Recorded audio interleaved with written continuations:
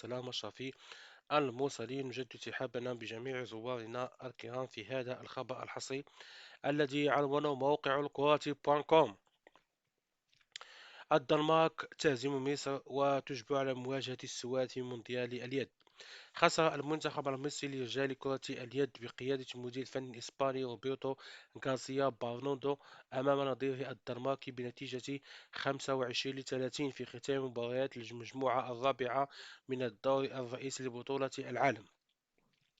وانتهى الشوط الأول بتقدم أحفاد الفايكنج بنتيجة 12-17 قبل أن يحافظوا على تفوقهم خلال أحداث الشوط الثاني من المباراة التي أقيمت مساء الاثنين على صالة مالمو بالسويد.